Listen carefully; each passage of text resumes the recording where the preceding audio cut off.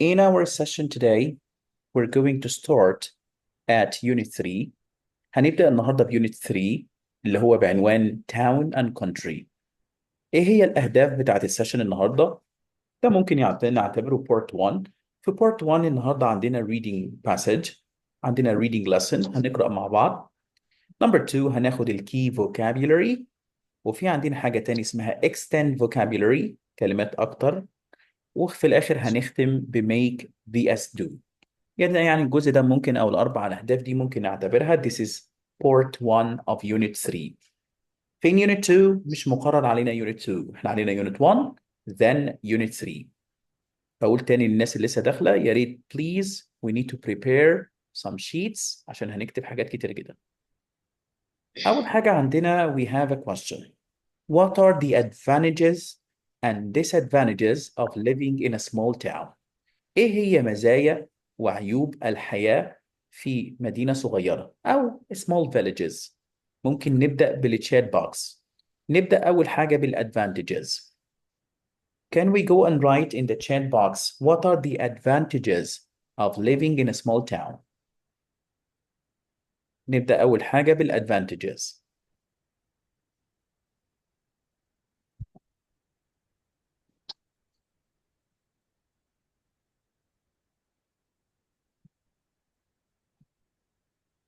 What are the advantages of living in a small town?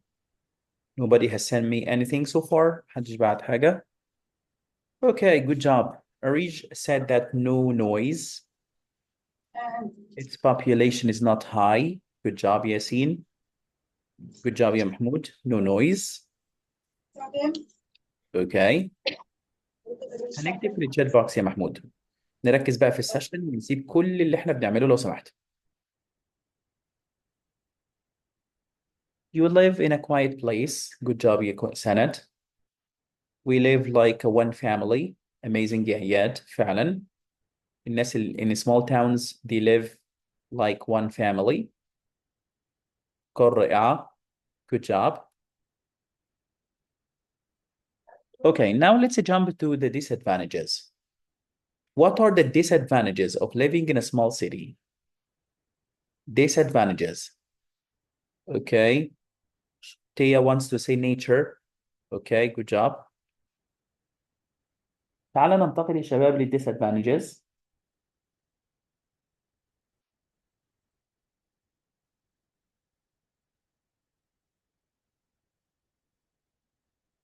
No communication with the outside world. مفيش internet access. Okay.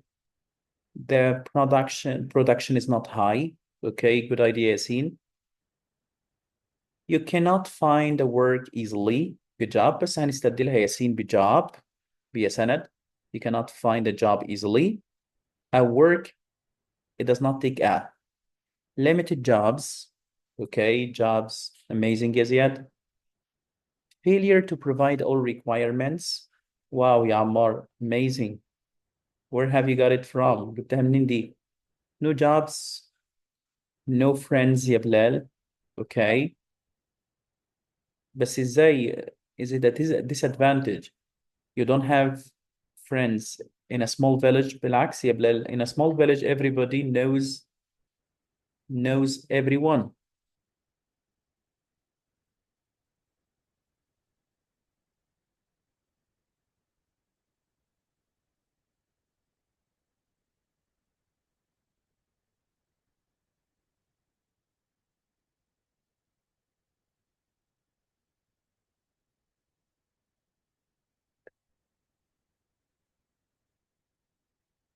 Okay. Okay, everyone. Okay. طيب تعال نروح بقى to the next step. In our session today نركز بقى معانا عشان نفهم الدرس من البداية. It's okay. Amazing. Okay يا اسلام. We're going to read together. Okay. عندنا reading text بعنوان Manoi Population 1. تخيل النهاردة we're going to read about a small town تعداد السكاني فيها 1. والله كده زي ما بقول لكم التعداد السكاني في مدينة أو in a small village or in a small town called Manoi is only one. But we're not going to read for free. We need to read, okay, the reading tab and match it with the correct title. احنا عندنا الريدنج تكست بتاعنا بيتكون من 5 paragraphs وكل paragraph محتاج a title عنوان. We need to match each paragraph with its title. Let's go through the titles first. عايزين نوصل العنوان بالparagraph. النهارده هنقرأ text. The text consists of 5 paragraphs. عنوان التكست منوي population 1. في واحد بس أو واحدة عايشة في مدينة أو في المكان ده. Title number A, everybody has gone. Title B, what are the jobs? Where are the jobs? الوظائف موجودة فين؟ Title C, it was different in the past. Title D, happy to be on her own. مبسوطة إن هي لوحدها. Title E, a very busy day. We're going to read. أنا هقرأ وبعد ما نخلص in the chat box هنكتب which title goes with this paragraph. بس بسرعة كده before I move on كنت عايز أدهم وليد يقول لي كده هنعمل إيه؟ افتح المايك يا أدهم وقول لي هنعمل إيه؟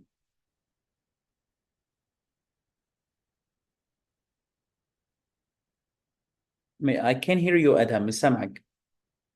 افتح المايك أو الأيكون موجود على الشمال زي ما علمتك في أول سيشن.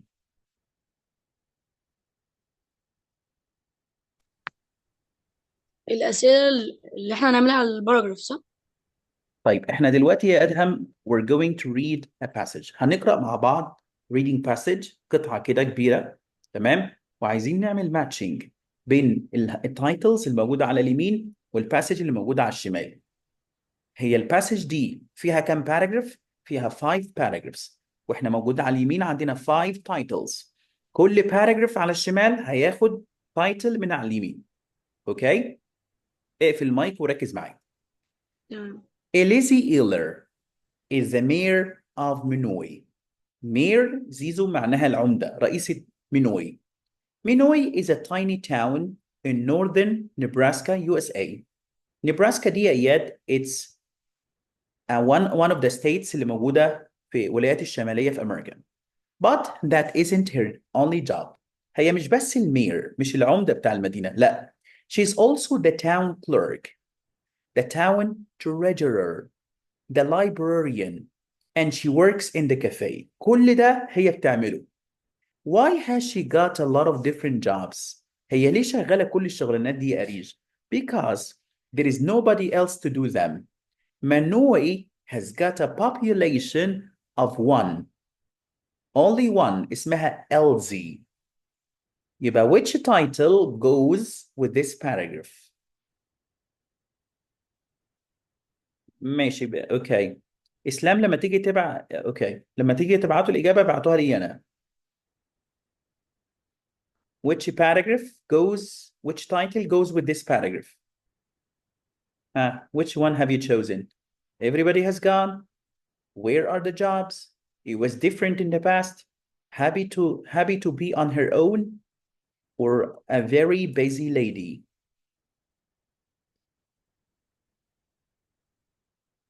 الإجابة كله قال اوكي يا اياد اوكي يا اريج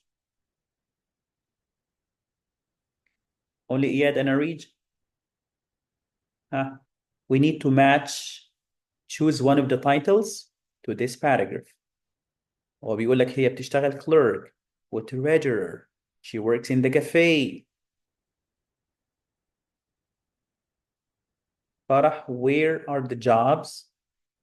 Maybe.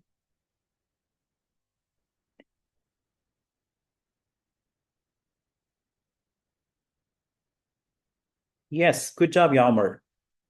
Amazing يا رفيدة. Well done يا زياد. لا يا فرح, check it again. هو هنا ما اتكلمش عن وظائف في مكان معين. هو هنا يا فرح عايز يقول لك إن هي she's a very busy lady. She's a very busy lady because simply she's the mayor.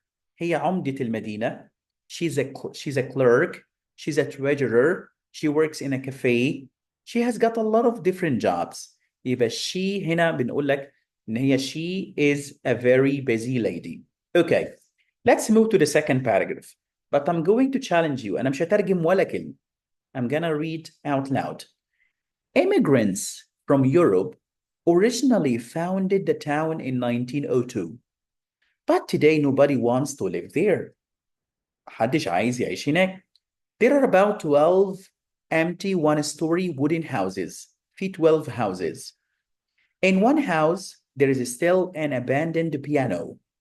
Most of the houses are in ruins and surrounded by a few trees, some old cars, and lots of junk. The town is completely silent. An old, rusting yellow school bus with no wheels or seats stands next to the small school. The school closed 40 years ago. Opposite Elsie's Cafe is an old building filled with rubbish. It was a shop, but it closed in the 1950s. Even the church has been closed since the 1960. هشرح لكم كل حاجة but عايزة challenge you مش هترجم كل حاجة. زياد تامر قال okay. إياد good job. ياسين عبد الحميد did he compare between the past and the present؟ هل في مقارنة هنا متأكد؟ هو هنا بيقول لك في 12 empty one story wooden houses 12 بيت متساء فاضيين. abandoned piano. الهاوسز كلها in ruins. Miss Fatma, keep your eye on the cameras. Please prep 2 بيسرحوا بسهولة جدا جدا جدا. Keep your eyes on the cameras and make sure that everybody is taking part in the session. Okay, Miss Fatma?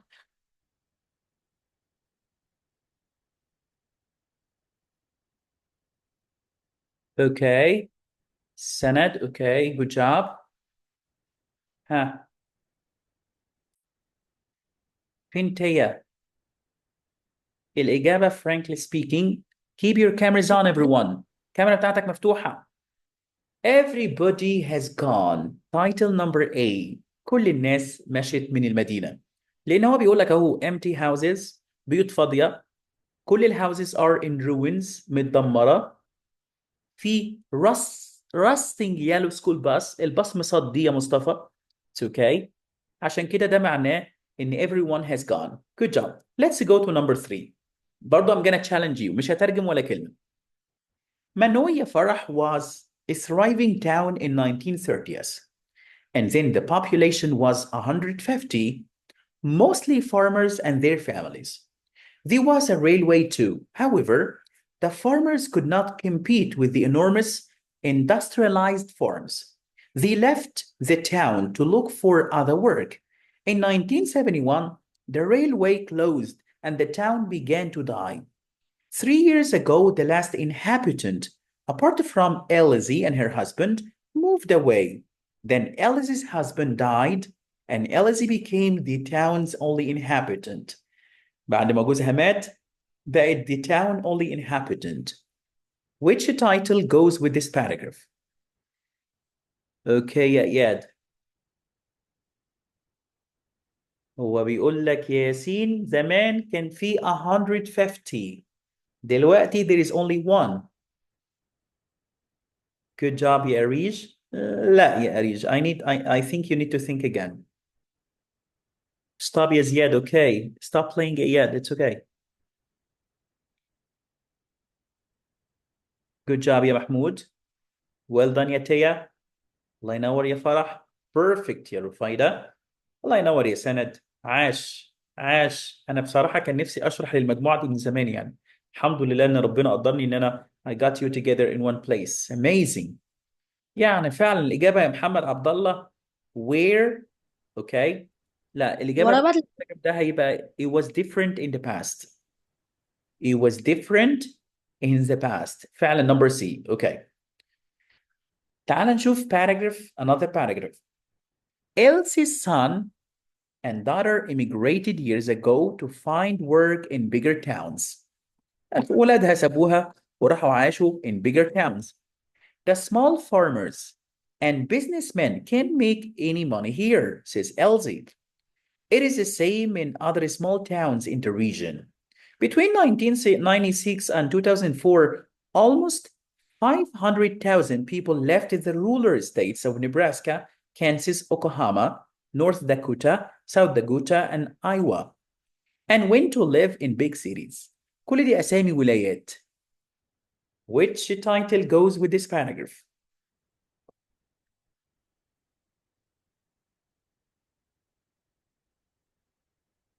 لو انت معانا لأول مرة يا ياسين، احنا بنقرأ الباراجرافز اللي موجودة على الشمال وبنختار لها a title أو عنوان. مستر، طب انا بعت الاجابه بتاعتي فين؟ معلش قول تاني يا ياسين. ابعت الاجابه فين؟ بص يا ياسين، بعد كلاس ممكن ما تمشيش من الميتنج، استنى عشان انا هشرح لك تتعامل ازاي مع زوم. اوكي؟ بس مبدئيا في عندك تحت كده في الشاشة من تحت اول حاجة علامة الاوديو او السماعة. بعد كده في عندك كلمة الشات، تدوس على الشات وتبعت الإجابة.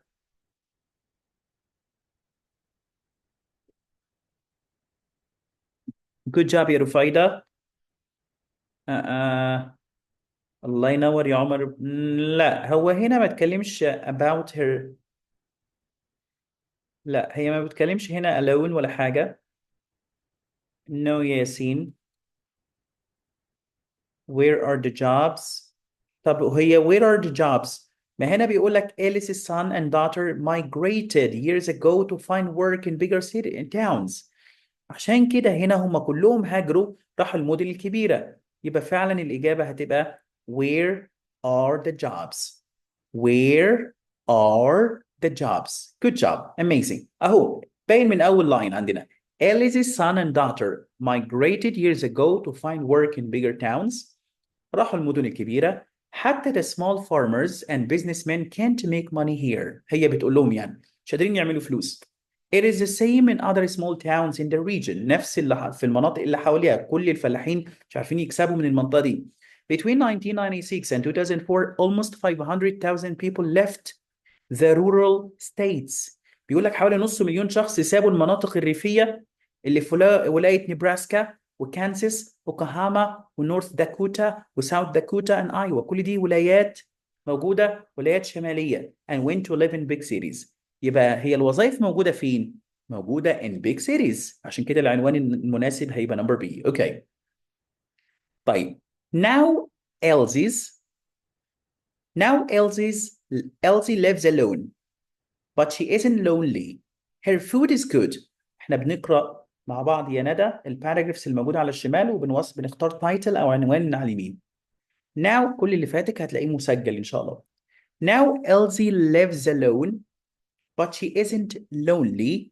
Her food is good and farmers and truck drivers travel a long way to eat at her cafe.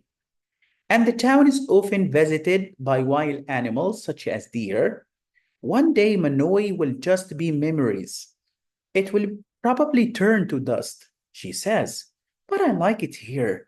And as long as I can take care of myself, I will stay here. Haha. Allah ينور يا زيزو. Perfect. زيزياد is second to none. كنزي. الله ينور يا كنزي. Yes. كل إجابات صحيحة رائعة. عاش يا إياد. Perfect يا سند. بتقول لك أنا مش همشي من هنا، أنا هفضل قاعدة لوحدي. يبقى الإجابة هتبقى ها يا أدهم. Is she happy to be alone؟ ها يا مصطفى. Yes. She's happy to be on her own.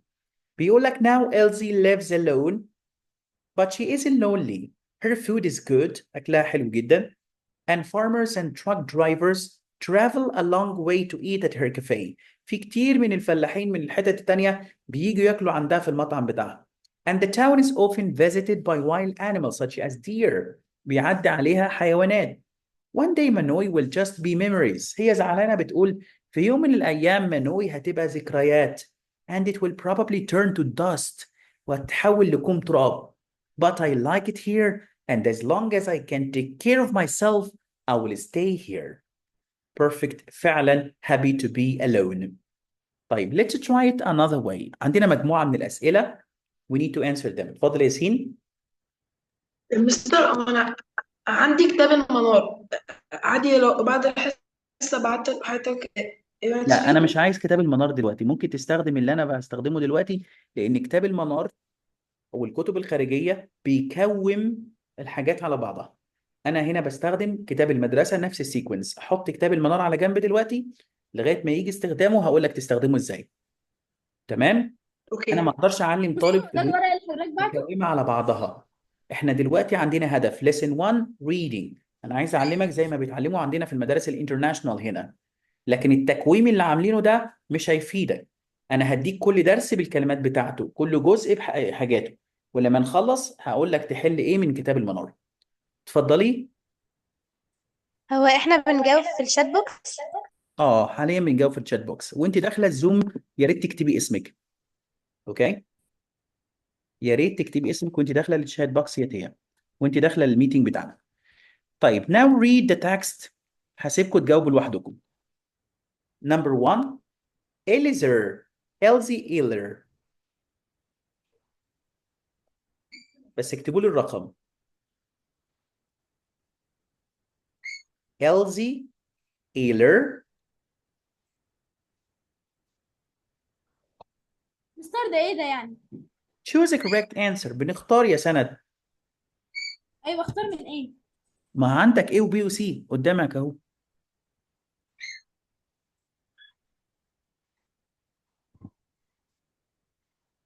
مش في قدامك A و B و C؟ Okay, I will go through the first one. Elsie Eller الإجابة هتبقى does other people's jobs for them. بتشتغل للناس، ولا has to do different jobs تشتغل شغلانات مختلفة، ولا works in different towns. طبعا هي مش بتشتغل في مدن مختلفة، ولا بتعمل شغل حد. هي has to do different jobs because simply she is the only inhabitant. هي الساكنة الوحيدة في المدينة منوي. مستر يعني ده أسئلة على الفقرات اللي احنا خدناها قبليها؟ Yes, yes, this is comprehension question. أسئلة بتقيس فهمك للجزء اللي احنا خدناه. احنا بنتدرب على مهارة اسمها مهارة reading، مهمة جدا ال reading skills. The 12 wooden houses in Manui. أحمد ياسر قال are all in a bad condition. حالتهم صعبة جدا. ولا have car wheels inside them. فيهم عجل. ولا are not inhabited. are not inhabited يعني مش مسكونة. Number 2 إياد. Sorry. are not inhabited. are not inhabited ولا are all in a bad condition. هو قال كم واحد؟ احمد محسن، احمد ياسر وقع في الفخ ده. بص يا احمد، هو قال لك هنا، بص كده لما جال حته الهاوزز قال لك there are about 12 empty one-story wooden houses. In one house there is still abandoned piano. Most of the houses are in ruins. Most of them. لكن هو ما قالش كلهم. Most يعني ممكن يكون 10 منهم مثلا. يبقى الإجابة مش هتبقى they are all. غلط هنا في all. الإجابة هتبقى are not inhabited. هو قال لك most of them. Most of them are in a bad condition. مش all of them. طيب number 3 in Manui you can't go shopping, borrow a book, eat or drink. اتفضل ياسين. In ويا- Hanoi you can go shopping. yeah, you can go shopping لأن هنا في a library، في كافيه، لكن ما فيش shopping mall. طيب Elsie's son and daughter ابنها وبنتها have jobs in another place. جدع يا عمر. طب افتح المايك وجاوب يا عمر. عمر إبراهيم. are small farmers ولا went to live abroad. will to live abroad. went to live abroad هم قال لك immigrated هاجروا، عشان كده went to live abroad. هو ما قالش ان هم بيشتغلوا في مكان تاني. people still visit Manui to hunt the wild animals. يصطادوا الحيوانات. because they think Elsie is lonely. هي وحيدة. because of Elsie's cooking. عشان طبخها جميل. قول كده يا بلال.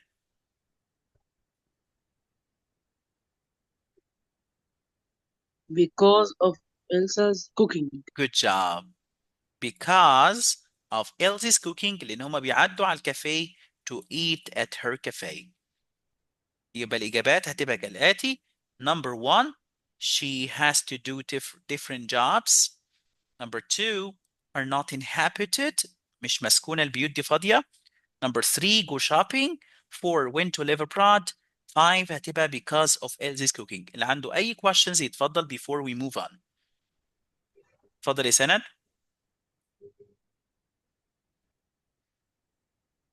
انا مش انا كنت عايزه اجاوب بس مش عارفه. تمام. Good job. يا ريت نخلي رفع الإيد يا شباب فقط للquestions. لما نيجي نجاوب أنا هختار. يبقى كده احنا number 1 we're done with the reading. قرأنا الباسج مع بعض. حلينا مجموعة من الquestions. جهز لي بقى عندك في الشيت بتاعك. سجل معايا بقى الكي vocabulary. انا بنظم لك كل حاجه. احنا لسه دلوقتي في lesson 1. مشكله الكتب الخارجيه يا شباب بتكوم لك كله على بعضه وانت بتبقى مش عارف مين بيودي على فين. يلا بقى سجل معايا. الكلمات اللي عايزك تذاكرها انا اخدتها لك من الباراجرافز من الباسج اللي احنا قرأناه. بص للصوره هتفتكر. احنا قلنا Elsie. Elsie is also the town. بيقطع. اوكي. رايح في داهية. طيب مس فاطمه بتتواصل معايا في الصوت. خلاص. Thank you very much. She's also the town. اول كلمه عندنا town clerk. سجل عندك town clerk. clerk لو انت عايز تكتب. تمام. it's okay. She's also the town clerk. Clerk means الموظفة اللي بتشتغل على المكتب. She's a clerk. Okay. A clerk اللي هو الموظف اللي بيشتغل في المكتب. تمام يا مس فاطمة. it's okay. A clerk is the person who works at an office. Number 2. She's also the town. The town هي قلنا ان هي she's a clerk. وهي كمان ايه؟ مير. ده mayor. بس بص للصورة. اللي بيكون مسؤول عن فلوس الدولة. treasurer. عارفين يعني treasurer؟ يساوي وزير المالية كده عندنا. هو بيسموه في أمريكا وزير الخزانة. وزير الخزانة هو وزير المالية المسؤول عن فلوس البلد. The town treasurer. خلي بالكم اكتب معايا عشان هطلب منك بعد الكلاس تبعت لي كل اللي كتبته على جروب الواتساب. ما كتبتش حاجة حاضر هرجع تاني يا ياسين اهو. اكتب number 1 clerk وجنبها موظف مكتبي. number 2 اكتب treasurer. treasurer. treasurer. يا ريت اللي يفتح المايك عشان يتكلم يقفله تاني ما تنساش. خلي بالكم هنطلب منكم انكم تبعتوا لنا اللي انتوا بتكتبوه. treasurer. number 3 from Europe. اللي بيسافروا ويسيبوا بلدهم ويروحوا بلد تانية يعيشوا فيها اسمهم ايه؟ migration. اسمهم immigrants. قسموها immigrants اللي هم المهاجرين. اوكي. مش في عزبة عندكم في اسكندرية اسمها immigrants. عزبة المهاجرين immigrants. سجل عندك انت وهو. سجل يا عبد الرحمن. immigrants المهاجرين. اوكي. immigrants from Europe. Originally the town. مين فاكر الفيرب اللي استخدمناه هنا؟ Found. Good job. عاش يا سينا. You have a strong memory. Founded. بس الفيرب هيبقى fast. هنا found معناها ياتية يؤسس. اوكي. found معناها يؤسس. اوكي. انا مش عايزك تلخبط. بص الفعلين دول اكتبهم مع بعض. في عندنا فعل اسمه find. found. ده معناه يجد. Once upon a time I found a lot of money. find found. في verb تاني بس هو regular مش irregular. فعل regular اسمه found يؤسس. حتى دايما يكتب لك على الفيسبوك ايه؟ مارك زوكربيرج. He's the founder of Facebook. founder معناها مؤسس، والبنات بتحط حاجة كده اسمها foundation cream، كريم تأسيس كده قبل الحاجات المقرفة الميك اب والحاجات المقرفة دي. اوكي، foundation cream، افتكرها بالكلمات دي كلها. الفاوندر المؤسس، foundation أساس وتأسيس، found معناه يؤسس مدينة معينة. يبقى immigrants from Europe originally founded the town. اللي كون المدينة دي كلمة مدينة مونوي، هم مجموعة من الimmigrants. Okay, let's go. There are about 12 empty one wooden houses. لو عايز أقول بيت دور واحد اسمه 1A. فلور. لا، الفلور هي الأرضية، لكن دور أو البيت الدور واحد أو سقف واحد اسمه one story. story يعني طابق. one story wooden houses، بيت دور واحد. story بس ما تلخبطش يا سند بينها وبين story story. دي story معناها سقف، one story يعني دور واحد. There are about 12 empty one-story wooden houses. In one house there is still an piano. أنا جبت لكم الكلمات من الباسج عشان تفتكروها. بص كده في الصورة.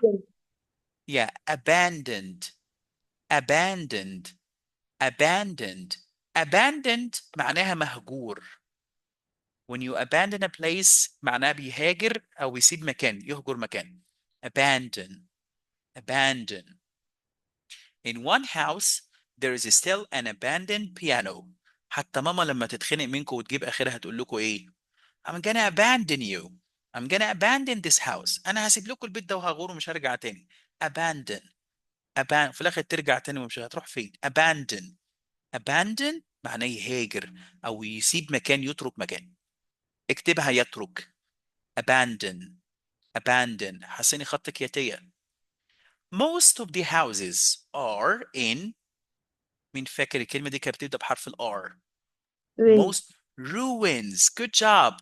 ruins يا أدهم معناها حطام. حطام. ruins. ruins. لو انت رايح منطقة الرابعة النصرية كده داخل عند أبو شيماء تجيب فلافل، هتلاقي school ruins. عارف المنطقة اللي فيها الزبالة؟ في جنبها على اليمين كده في حتة school ruins، حطام أو بقايا مدرسة كانت موجودة زمان. ruins. ruins. Most of the houses are in ruins. خلي بالكم هيبقى في exercise دلوقتي حالا عن الكلمات دي. Surrounded by trees, some old cars and lots of. لو عايز أقول مخلفات أو حاجات قديمة. Good job يا زياد. junk.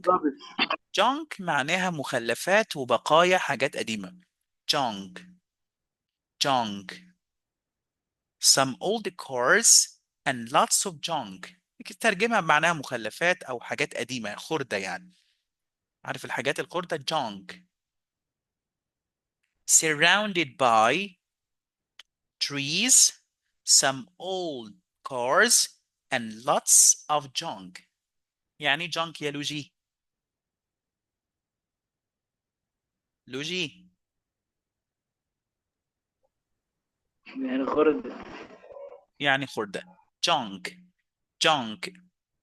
طيب an old yellow school bus. بص الباص ده كده. rusted. An old rusting yellow school bus. rusting معناه مصدي، في صدأ يا سيف. An old rusting school bus. ما تكتبوش كل حاجة، اكتبوا بس الكلمات دي. rusting معناها مصدي. ما اعرفش بالعربي اللغة العربية هيبقى ايه يعني. An old rusting yellow school bus. صادق. اوكي. مصدي يعني احنا بنقول مصدي كده. rusting. Manoi was a town in 1930s. بص المدينة دي كده جميلة ازاي؟ شايف ازاي مزدهرة؟ احنا قلنا thriving. thriving معناها مزدهر. thriving. ان شاء الله يا سلسبيل أسامة لما اديكي في ثالثة ثانوي في عندنا يونت في ثالثه اعدادي بيتكلم عن الرين فورستس. الرين فورستس الغابات الاستوائيه. وفي اليونت ده بيقول لك يا رفايده without thriving rainforests earth cannot sustain life. بدون غابات مزدهره الارض لن تستطيع ان تحتفظ بالحياه عليها. thriving معناه مزدهر. زي مثلا ممكن نستخدمها to describe the economy. لو انت عايز تقول يا ادهم انا عايز اسافر المانيا عشان اقتصادهم مزدهر. I want to travel to Germany because its economy is thriving. ولازم تطلع لسانك وانت بتقول thriving. thriving يا ياسين. يعني ايه يا ياسين سامح thriving؟ مزدهر. Good job. ممكن تفتح الكاميرا يا ياسين لو انت يعني it's okay for you يعني، لان الاولاد كلهم بيفتحوا الكاميراز. مس فاطمه اكدي على موضوع الكاميراز. البنات بس هي ممكن ما تفتحش الكاميراز لو هي مش عايزه. يبقى عندنا كلمه thriving معناه مزدهر. طيب نكمل. couldn't compete with the enormous farms. بص كده المزارع دي، هي دي مزارع عاديه؟ لا، دي مزارع industrialized. على فكرة الطريقة دي جميلة جدا، أنا افتكرتها في مذاكرة الكلمات، تاخدها من الكونتكست نفسه. industrialized. industrialized farms معناها الزراعة المتقدمة اللي بيستخدموا فيها الماشينز الكبيرة جدا. industrialized. والموضوع ده صناعية. الموضوع ده بيبقى فيه ميزة وفيه عيب. عيبه ان احنا بنستغنى عن الفارمرز. يعني مثلا لما اجيب ماكينه زي دي بتجمع القطن زي ما انتم شايفين، اللي بيقطف في القطن ممكن اجيب 50 عامل مثلا. تخيل الماكينه دي توفر ما تحتاجش ال 50 واحد. دي هي بتجمع القطن لو انت واخد بالك. يبقى industrialized farms. اتفضل يا ياسين.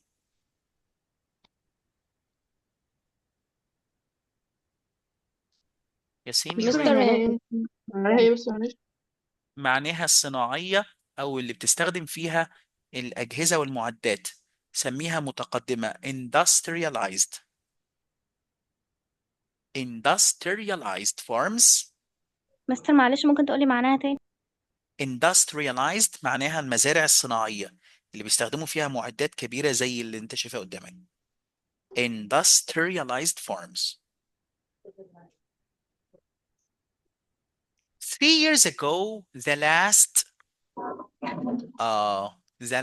left. يا ترى الناس اللي عايشين في مكان معين اسمهم ايه؟ inhabitant. good job. inhabitant. بص يا زيزو، لو قلنا كده لغاية inhabit معناه يسكن.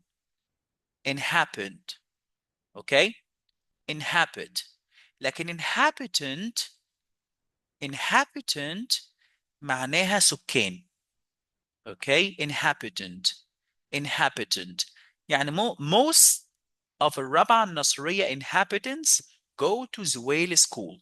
اغلب سكان الرابعة بيروحوا مدرسة زويل. inhabitants.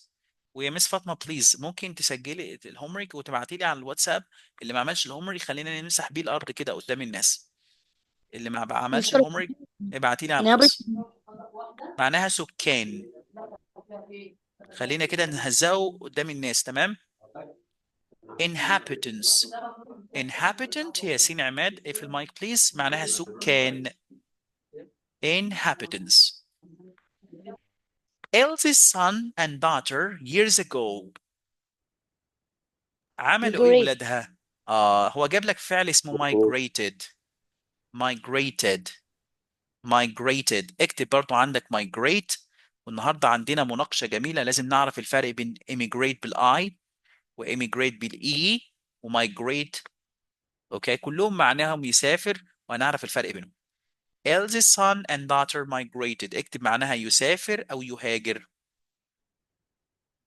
500,000 people left the states. يونايتد. هم ما مشوش من اليونايتد ستيتس، كفايه هبت. rural states.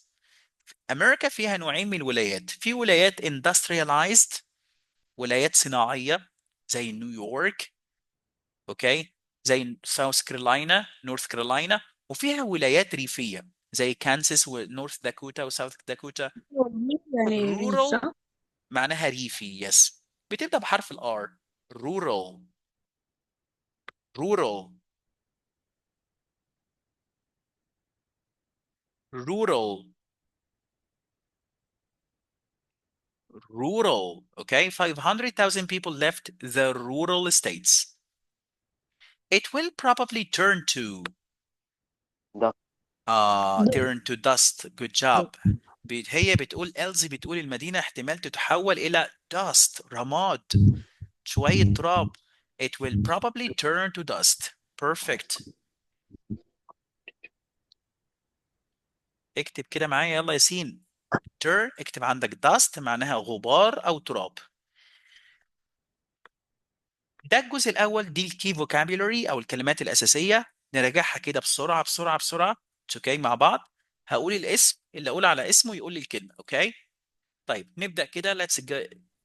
اللي أقول على اسمه يلا يا أدهم وليد. نمبر 1.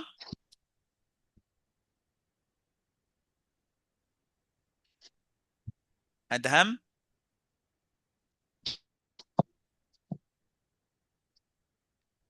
أدهم أيمن. كلير. اوكي كلارك. خلاص هو قال أدهم وليد، يا ريت كان في استجابة سريعة شوية. أدهم أيمن. نمبر 2. She the town. treasurer. Treasurer. Good job. Number 3. Kenzie. From Europe. اسمهم ايه دول؟ immigrants. Immigrants. Good job. Immigrants. Immigrants. Okay. عمر محمود. ايه في المايك يا أدهم؟ عمر محمود.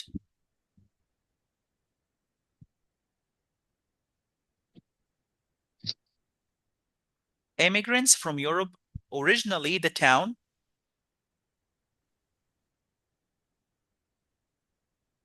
قول يا مصطفى. Found. Good job. الباست منه found. Founded. Founded. There are about 12 empty Taya. 1 wooden houses. story. Good job. Story. Perfect. Nada. In one house, there is still an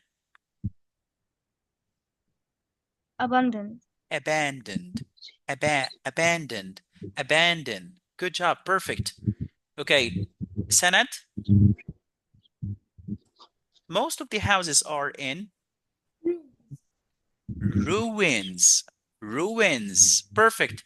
Surrounded by by trees, some old cars, and lots of Abdullah Ali. Junks. Junk. Good job. An old yellow school bus. Tasneem. rusting. Good job. Perfect. Rusting. صادق. مصدي يعني. Okay. Manoi was a town in the 1930s. Luigi.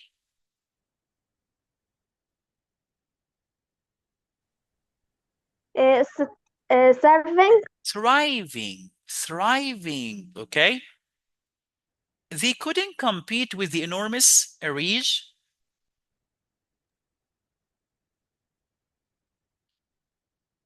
Arige begins with N. مستر ممكن أقول ليه أريج مش هتعرف تقول ولا إيه؟ N. industrialized. Okay. Industrialized. Industrialized. Perfect. 3 years ago, the last. سمعيهم يا فرح.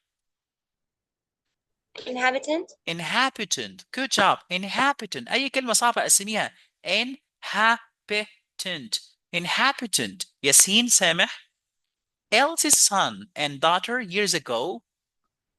Migrated. Perfect. Migrated. Migrated. Okay. 500,000 people left the states. سمعني يا حودة.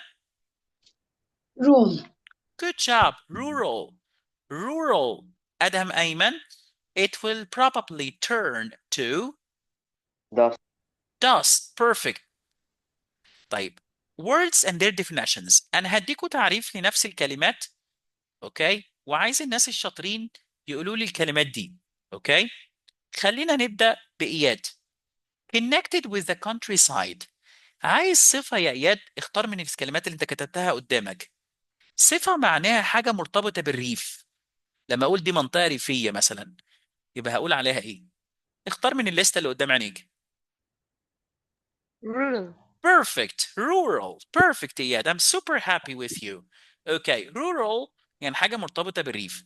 طيب اختار بقى من الليست اللي قدامك يا عمار. People who come to live in a country from another country. ها يا عمار، اللي بيروحوا دولة يعيشوا فيها من دولة تانية، اسمهم ايه؟ طيب سمعني كده يا سينا. immigrants. Immigrants. Can you repeat after me? Immigrants. Immigrants. Yeah, immigrants. مهاجرين. في عزبة عندكم في اسكندرية اسمها عزبة الاميجرانتس، كنت بعدي عليها وانا بروح حد يدرس هناك. كان كل الناس يقول لو سمحت انا عايز انزل عزبة الاميجرانتس. اوكي. A person who lives in a place. ها يا زيزو. hub, اوكي. inhabit, inhabitant. مالكوا الانجليش بتاعكوا راح فين؟ inhabitant. inhabitant. طب اسمع كده زياد تامر. someone who works with documents in an office.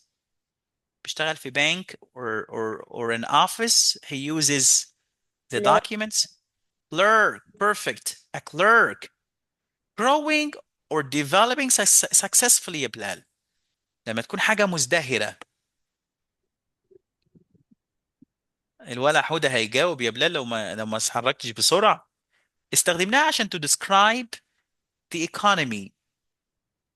Growing. thriving, Thriving. Good job. Thriving. Thriving.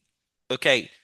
سلسبيل، على قد علمي ان المايك عندك مش شغال، فلو المايك شغال ممكن تجاوبي على a floor or level of a building. طيب جاوب يا مصطفى. ستوري. Story. Good job. بس خلي بالكم في السبيلنج R-E-W. Story. Okay. Story. Something that has been left and no one has used it anymore. محدش بقى بيستخدمه يا احمد ياسر. مامي دايما بتقول لك انا هسيب لكم وهمشي. ها. طب انا هخلي abandoned. Good job. Abandoned. كلمات جديدة افرحوا بيها، عايزين نجدد اللانجوج بتاعتنا شوية. طيب عبد الرحمن عماد. having a lot of machines and factories. المنطقة لما يكون فيها مصانع وفيها حاجات كتيرة من الحاجات دي نقول عليها ايه؟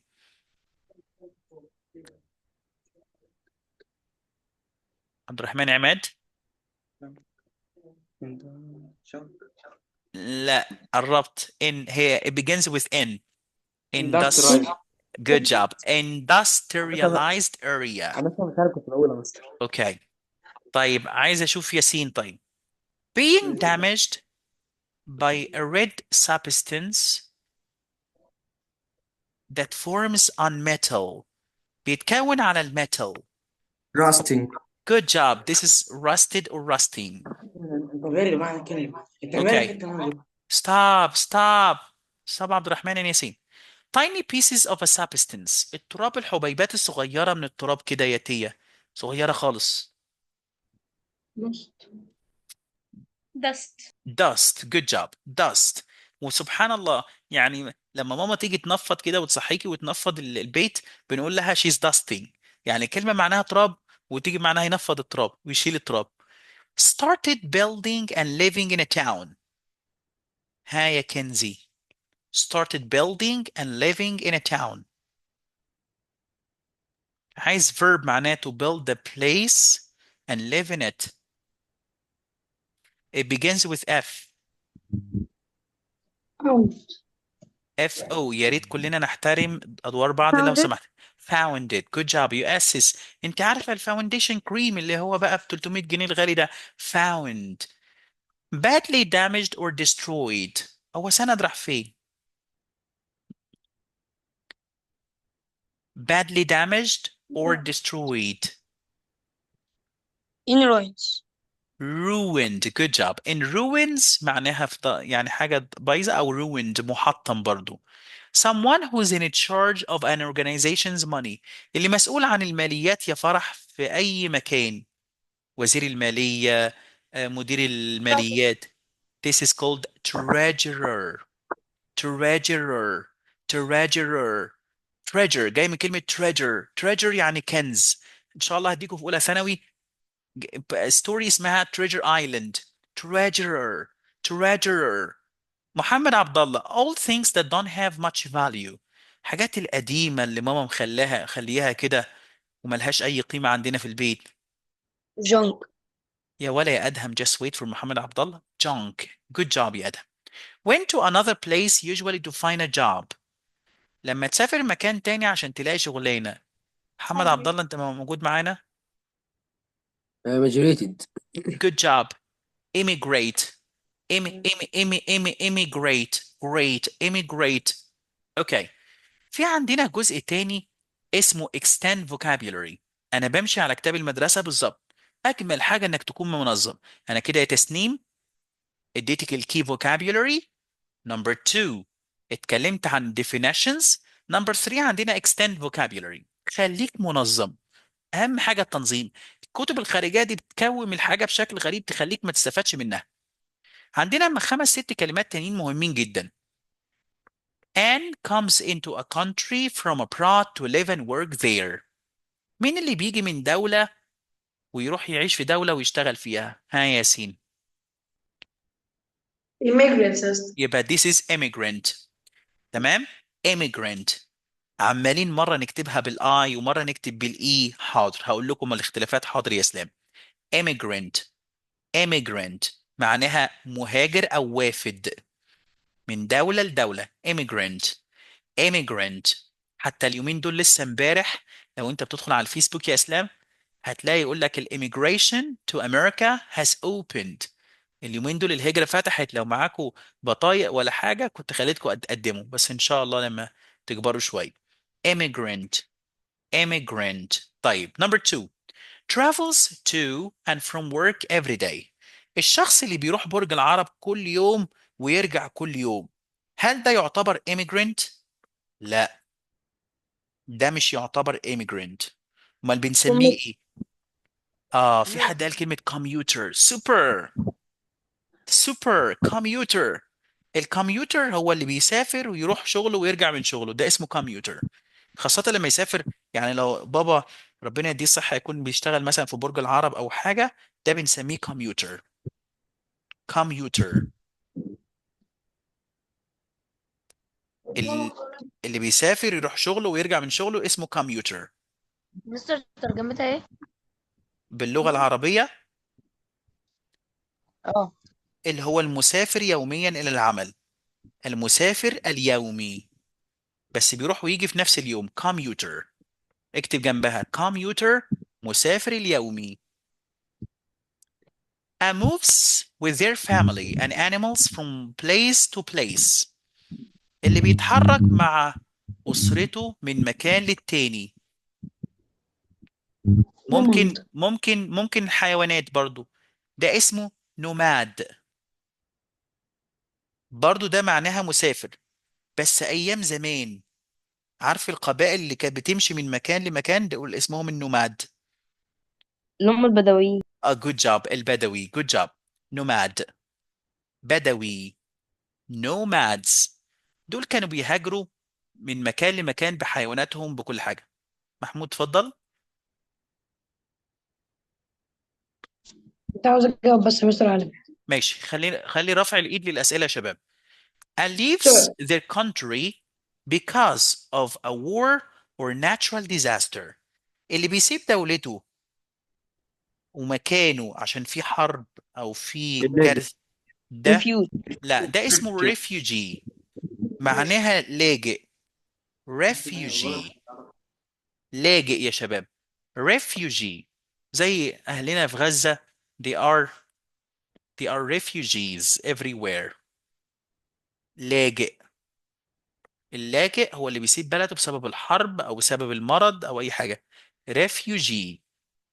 refugee. اكتبي يا لوجي معايا.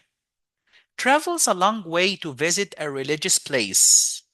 اللي بيروح عشان مكة عشان يعمل عمرة ده اسمه ايه؟ pilgrim. بلبل. حاج. pilgrim. pilgrim يعني الحج. الحاج. يعني احنا عندنا اخواتنا المسيحيين هم they are pilgrims او بيهاجروا كنيسة وبيروحوا المقدس. بيروحوا بيت المقدس. واحنا المسلمين we are pilgrims او بنروح حجاج للمكة للكعبة. اوكي pilgrim. pilgrim. اوكي ماشي يا مس فاطمة دن. مستر ممكن حضرتك تقول الترجمة تاني؟ حاج. حاج الحج اللي بيحج يا بنتي يا فرحة قبل ما تحج يا رب ان شاء الله. حاج. اوكي الف حاج. الحج والحجة. اوكي اللي بيسافر عشان حاجة دينية. نقفل المايك تاني. leaves their country to go and live and work in another. بيسيبوا بلدهم عشان يروح يعيش في حتة تانية. احنا قلنا immigrant. ده اسمه immigrant. yes. immigrant. immigrant. travels a lot and visits a lot of countries. اللي بيحب بقى السفر بقى ويروح ياسين أماكن مختلفة. travelers بس صح؟ اللي جلوب بيحب اللي بيروح بكوس ويروح العوايد ويسافر من جلوب تراب. العوايد يروح الحجر. ها. جلوبيتر. لا جلوب تراب. اسمها جلوب. جلوب. ها مين يقولها؟ جلوب تريتر. جلوب تريتر. تراتر. جلوب تراتر. اوكي رحال. جلوب تراتر. جلوب تراتر. جلوب تراتر هو ده الرحال. اقولهم تاني حاضر بسرعة كده يلا يا سيدي تاني. هو في ناس كتير تسأل هو انت ليه حضرتك بتاخد وقت كده في الفوكابيولري؟ عشان بكل بساطة عايزين نتعلمهم مش نخلص منهم. يبقى اللي بيجي من دولة ده اسمه immigrant المهاجر. Number 2 commuter المسافر اليومي. Number 3 nomad البدوي. تعالي خدي الطبق Number 4 refugee. اوكي وبعتلي سيف عندك دوشة وصوت يا سيف. سيف عندك دوشة. refugee وما بعتش الهوم ورك ليه حضرتك؟ انتظرني بعد السيشن ما تمشيش. وسيب الكلام وسيب الرغي واقعد معايا ركز معايا في السيشن. والهوم ورك اللي انت ما بعتوش النهارده هتتحاسب عليه. refugee. pilgrim الحاج. immigrant المهاجر. globetrotter الرحال. بس مش بيسيب بلده يعني. لو خلصتم الجزء ده اوكي تعالى بقى نعمل براكتس ونحل شوية على these words. لو انت مستر معاك الورق انا بعت ورق كده فيه مجموعة من الأسئلة على الجروب بتاع الواتساب. لو انت عايز تحل من الورق اللي معايا it's okay. عندنا يا جماعة حوالي 22 questions. 22 سؤال. انا بعتهم على جروب الواتساب قبل السيشنز بفيو seconds. اللي عنده أسئلة قبل ما نكمل اتفضل يا زياد. مثلا كان يعني ايه بدوي؟ بدوي يعني نوماد اللي بيهاجر his animals and people and everything. اتفضل يا ياسين. مستر ممكن حضرتك تبقى بعد كده تبعت لها الورق قبل الحصة بشوية عشان تصوره؟ حاضر مفيش مشكلة. بس احنا ده الورق ده انا بعمله أسئلة بتاعتي انا. بعد كده ان شاء الله نرجع نحل تاني من كتاب الخارجي اللي معانا. بس عشان انا بقسم كل حاجة لوحدها.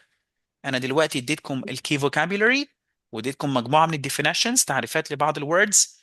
وكمان اديتكم الاكسباند او الاكستند فوكابيولري. لو انت عايز تحل في الشاشة معايا اتس اوكي ما عنديش مشكلة. اتفضلي يا ندى. مستر انا معيش الكتاب الخارجي فاحل من ايه؟ انا مش من بستخدم غير الكتاب النهارده يعني الخارجي. انا مش عارفة بقى. انا مش بستخدم الورق اصل قدامك حضرتك اهو. لسه قايل حضرتك قايل ان بعد شوية كده حضرتك هنحل في كتاب خارجي. طيب ما هاتيه صوريه، خلي حد يبعته على الجروب بتاع الواتساب. اوكي تمام ماشي. دي أسئلة فقط على الجزء اللي احنا خدناه، 22 سؤال على الجزء اللي احنا أخدناه. محدش يبعت الإجابات، اكتبوا الإجابة عندكم في السكتش. هسيبكم كده 3 4 دقايق. يلا نبتدي نحل.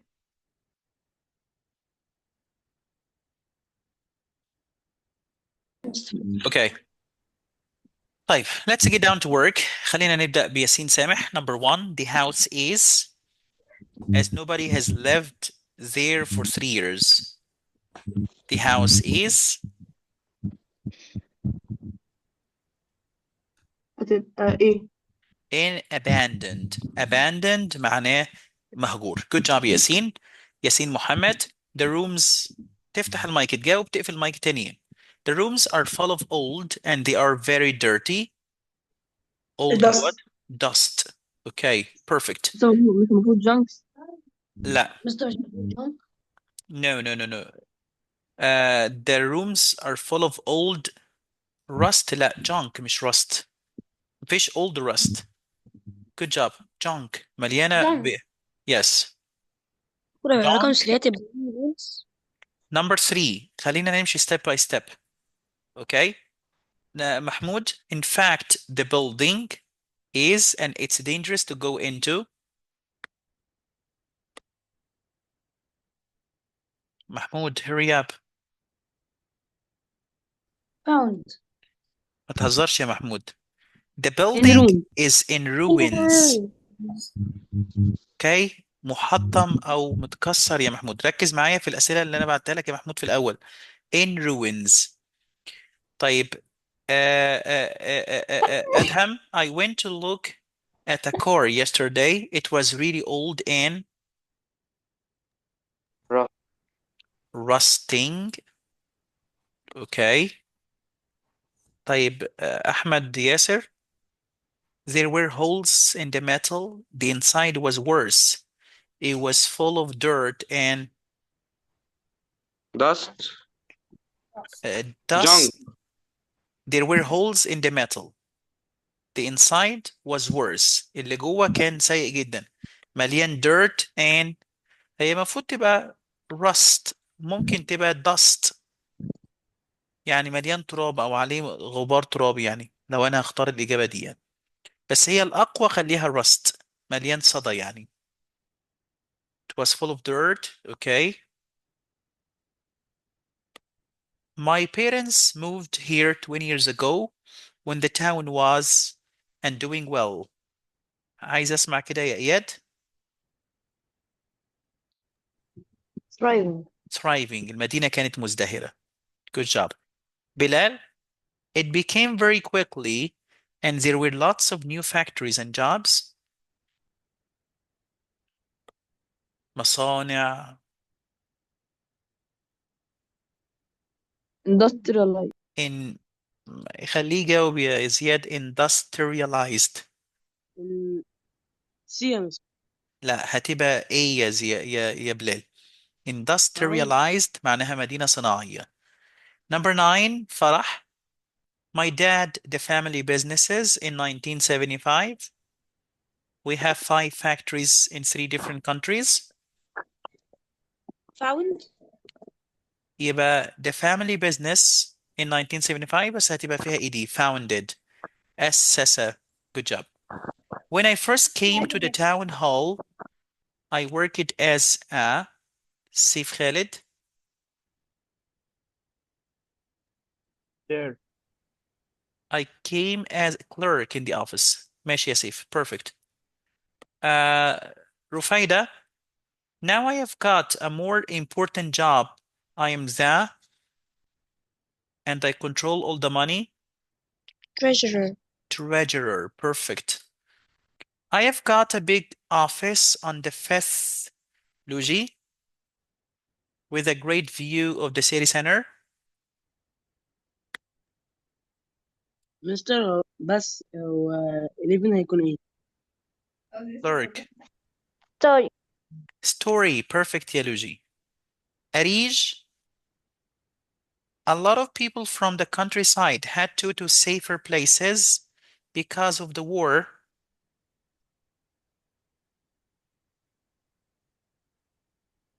أريج. ندى. دكتور هي 11 كانت ايه معلش؟ 11. migrate. أنا شلت 11 من الأسئلة. 10 clerk. 12 treasurer. Migrate. Perfect. Migrate. Mustafa, most of them went abroad. Now they were in another country. treasures. No. أنا عايز أقول ساكنين عايشين. inhabitant. Inhabitants. Okay. Inhabitants. Okay. In a new country. شباب أنا شايف إن في دوشة كتيرة جدا حواليكم، فلو سمحت ممكن ناخد كورنر كده في البيت عشان إحنا عايزين نتكلم مع بعض وعايزين نجاوب. A person who comes to a country from another country. اللي بيجي من دولة لدولة تانية بنقول عليه يا محمد عبد الله.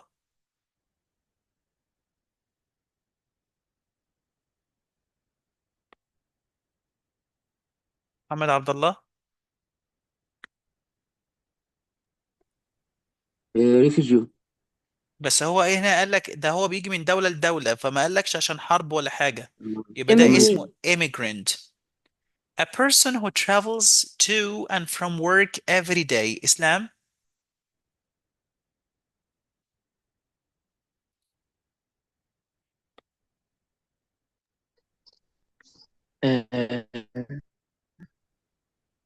بي مثلا. Commuter. بي المسافر نمبر اليومي. بي. Good job. تسنيم. A person who moves with their family and animals from place to another.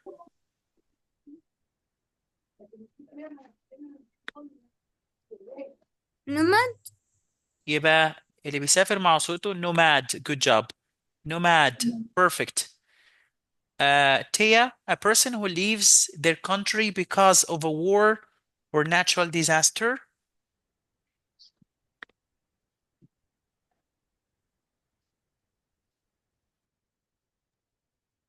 في war يا تيا، في natural disaster. يبقى refugee. Perfect. Refugee. عمر إبراهيم, a person who travels a long way to visit a religious place.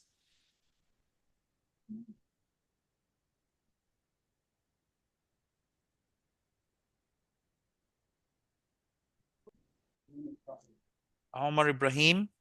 بلجرام. Pilgrim. Pilgrim. Omar Mahmoud, a person who leaves their country to go and live and work in another. بيروح يشتغل، بيروح يعمل في مكان. قلناها قبل كده ده. Yes, immigrant. Okay. A person who travels a lot. اللي بيحب السفر كتير جدا. هو ليه عمر محمود مش بيرد عليا؟ الشباب اللي جنبه حد بيرغي لو سمحت بليز. طب جاوب انت يا ندى. A person who travels a lot and visits a lot of countries. globe Globe. افتكريها من globe. globe يعني العالم. Globe trotter. ده بالنسبة for the first part. Okay. I'm gonna stop the recording.